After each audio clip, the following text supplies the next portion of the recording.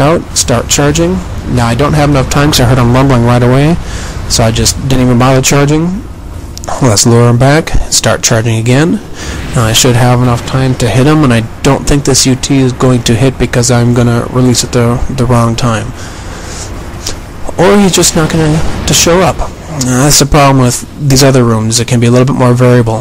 That first room that I did my UTs in, constant. Every single time he just kept on coming back and forth. If you want to make him easy, just go ahead and stay in that room and he'll be very, very easy. You should be able to do it with 0 damage whatsoever. Now here I'm trying in the Hawks. All I need is 1 UT. But of course I release my UT and I miss and he hits me. So that didn't work either. So let's go into the next room, break these sacks, and again they're giving me nothing. So I've gone all the way around completely. Okay, let's see if we can take care of him with this UT.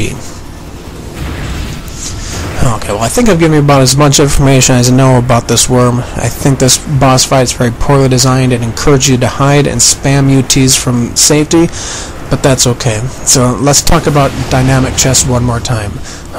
My assumption was that the priority for the chests giving you items is health first, item second, essence last. That's actually not the case. The case is it's item first, health or Nimpo second, and then essence last. So whatever you're missing, it'll give you in that order. So if you have a full health bar, yep, took care of them. That UT finally hit. So I apologize for my earlier videos. I was not giving you correct information. Again, the priority is item, health or Nimpo, followed by essence. So it just starts off with that order. So now I'm just going up and down the hall to explore around because I've never actually been completely down. That's where the worm escaped. He went down here. So there's nothing in here to get. For me, I make a habit of keeping my items completely maxed out, so then if I need health, I'll get it, or if I want essence, I'll get that too. Okay, now let's save and let's go for another extremely tedious fight that I wish was never ever in this game to begin with. These acid worms are just a pain in the freaking ass. What I do is I stay in this area right here. That way I've got a narrow area where I can hit them and they can hit me, so it protects me from the acid balls. Because there's usually about 5 or 6 way up to the right that will just gang up on you and just kill you with acid balls. So we just spam more side UTs, more of the same. Now if you're blocking an acid ball hits you, it'll break your guard, so as soon as your guard gets broken, make sure to roll away. Because the way they time their acid balls is to break your guard and then hit you when your guard is broken. Another advantage of staying over in this area is if you go far enough away, your health will regenerate minus the red. Each one of these worms is worth 3,500 essence if you kill them with a UT. So I'm just going to go ahead and use every single one of my Nimpo. I'm going to use all of my devil mushrooms to make this fight easier, because I'm going to get more essence than I'm going to use up by using my items. You know, I killed 2 of them with a UT, that's worth 1 devil mushroom. So it's, in fact, I did a calculation before and after, and I ended up with positive essence, even though I ended up buying 7 mushrooms total. So we've got this sped up. Like I said, I really hate this fight. It's boring, and these enemies are just poorly designed. I don't like fighting them one bit. They encourage you to spam UTs from a distance. They don't encourage you to get up and go fight them.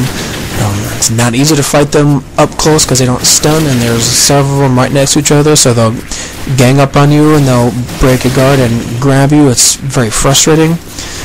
Enemies that don't stun are frustrating as heck. Enemies that can't be delimbed are frustrating as heck.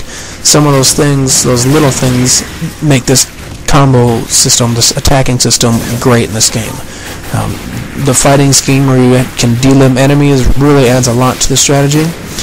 Okay, now they hit me. Now when you're doing your Nimpo, make sure you go into manual aim, because sometimes what the computer is aiming at, the worm will go underground, and you actually see the red circles go underground in manual aim. So I go to manual aim. If I see one go underground, then I switch them.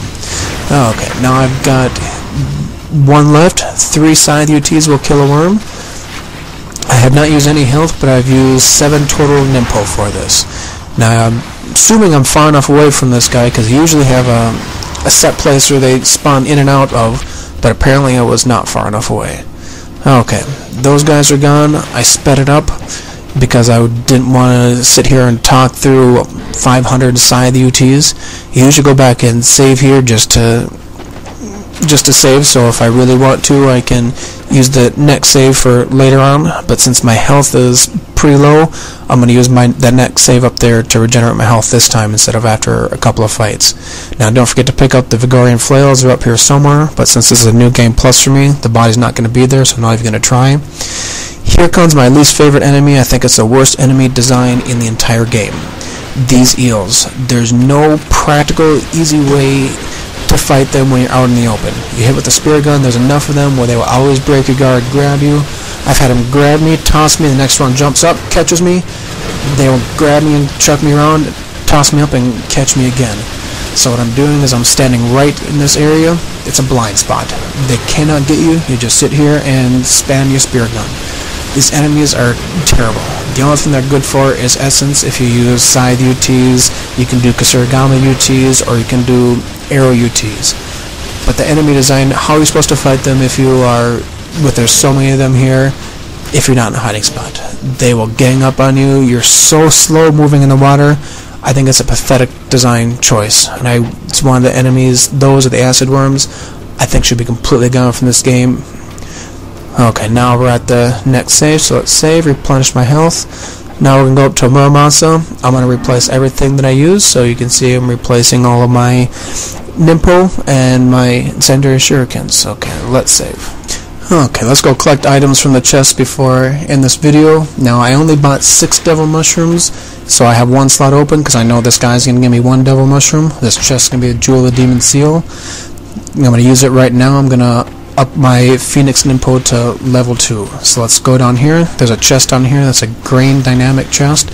So since I maxed out health, maxed out on items, I'm getting 7,000 in essence from this chest. I'm going to end this video here. If you took the time to watch me spam scythe UTs for the entire video, I appreciate you taking the time out of your life to watch this dullness and tedium. I'd like to thank you everybody for watching, and we'll see you in Chapter 9 Part C.